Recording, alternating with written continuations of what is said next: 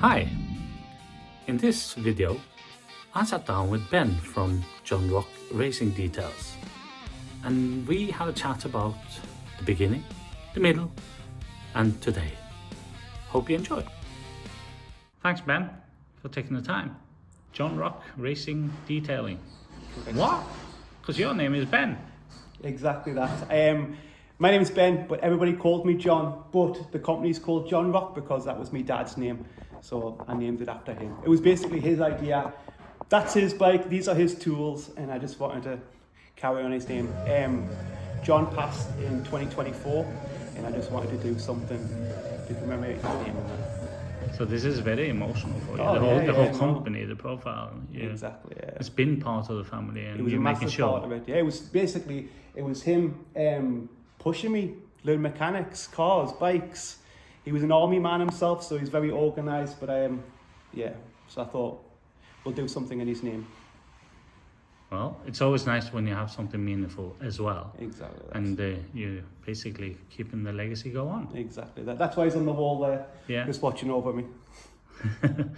In between jobs, I didn't know what to do, and I thought to myself, well, I'd inherited his bike, so I've got a Kawasaki Vulcan 800 Classic, big bike. I had nowhere to put it, as well as my bike. So I came across this unit, basically just a man cave. That's it all started, just to be a man cave, tinkering around, listen to music, drink coffee, chat with the lads.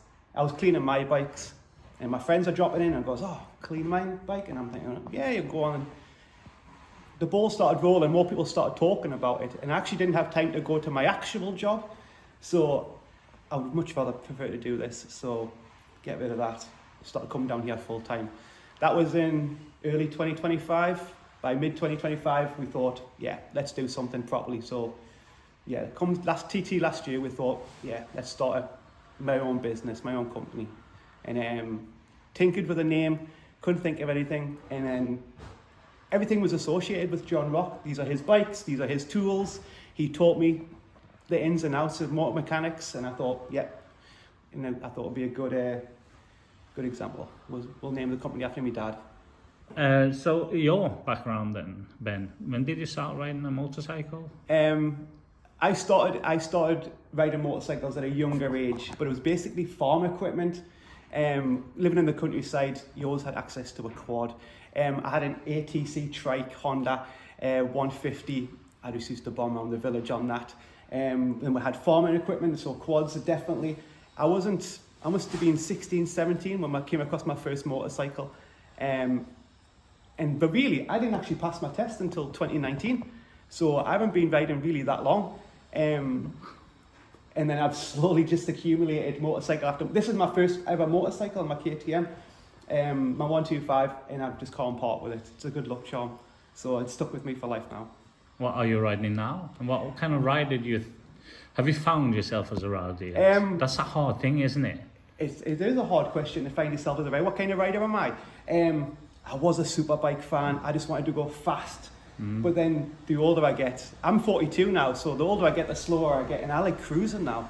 I just want to get out in the fresh air, tootle about, and just take one of the big bikes, the big cruisers out, sit comfortable, enjoy the scenery. I don't need to get a peel in 3 minutes. No need for that. Well, my family's on the Isle of Man. And my wife Vicky and my two daughters, Keisha and Tegan. They're obviously based here. I mean, Mum's still back in Newcastle, so I still go home to visit now and again. But they were very much on board when I said I'm going to go work for myself and do this in the name of John. More for the sheer fact and no more bikes taking up the driveway at my house. So they thought, if I got a unit down the road, I thought, right, that's it. You can go down here and play in the man cave. Let's talk about community, because there isn't a big community here on the island. But what's No. the connection community for you personally and for the company? The community, I didn't really associate myself with the community because it's such a small island. Everybody knows everybody, so you just kind of get on with it.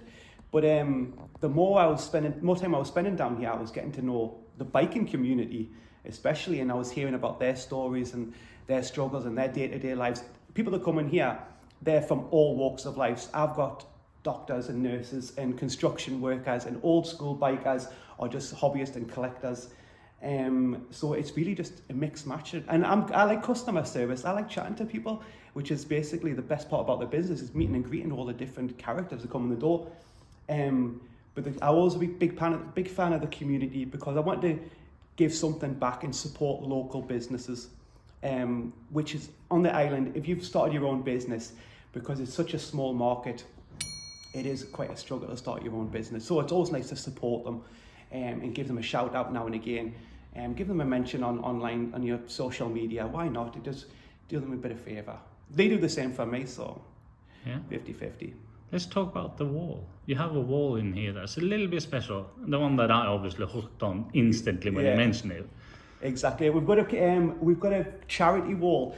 I was in the process of going through stickers, and I came across a lot of stickers by accident and just accumulated. I've got about 3,000 stickers, maybe more. I didn't know what to do with them. I was going to make something funky, a bit of artwork, and I thought, we'll sell them. And I thought, no, what we'll do, we'll sell them and then give all the money to charity, an on-island charity especially. So in the corner, I've got 3,000 stickers. We're selling them for £1, and we're going to give all the money away to a local charity on island. For 6 months, we've teamed up with Edspace. So all the money raised in 6 months, we'll give every single penny to them.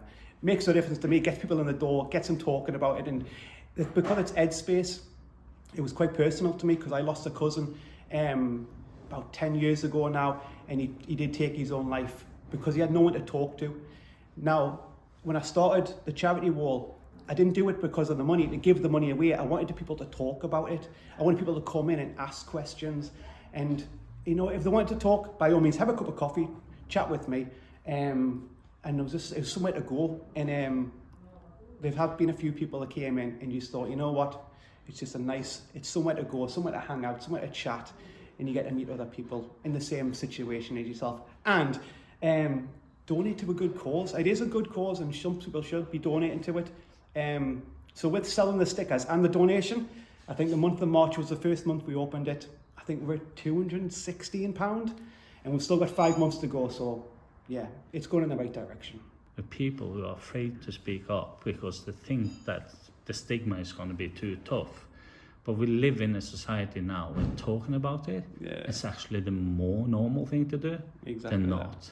So start a conversation. It doesn't matter. It doesn't have to be a professional. Just say you're not feeling okay. Mm-hmm. It doesn't cost much, but it means a hell of a lot. Exactly. It's a lovely initiative. It's okay not to be okay, but it's always helpful to talk about it with somebody. It's okay not to be okay, but it's not okay not talking about it. Exactly that. That's the thing. Yeah. Great. Open Face Race, I do the social nights. Yeah. And I got to go and chat to other bikers, and it actually drove a lot of business. So people I met at the social nights have been coming down, and I've been sorting out their bikes for them. And then obviously Jake at No Limits, he did the same thing on the weekends at the end of the month, and I got to meet yourself there. Yeah. And that's how it just starts. It just snowballs, and then you end up in situations like this. Yeah, just remember, if this goes sour, we can always blame Howard. Exactly that. So the business plan, obviously 2026, that's going to be a first full year, isn't it? It'll be the first full year, yeah. As of August 17th last year, we sat down and thought, right, this is it, we're going to do it. And then we thought, the thing is, we just planned on detailing motorcycles, and then it led to another thing, and then it led to another thing. So now we're now refurbing exhausts, we're now detailing crash helmets, we're now doing custom decals, and with the shop to go with it, basically we're just going with the flow and let's see what happens. We're already doing better than we thought we would be. So yeah, we just took on another side project, and we'll see where it goes. I said, come August this year will be my full year in the business. So yeah, I'm excited. We'll see what happens next. Well, you got TT coming up. Exactly. That's going to hit you. Exactly that. And then you're going to have well, it's not really called Manx Grand Prix anymore. What's it called now? I can't even remember what the Festival of Speed. Is it? You want to go with that? Yeah. No, TT's going to be. I'm looking forward to this TT. If the roads are closed, I'm closed. If the roads are open, I'm open. That's the way I'm treating it this year. Okay. All right. Excellent. Thank you so much, Ben, for taking your time. And yeah, I for one can definitely say this is a place of my heart. Why?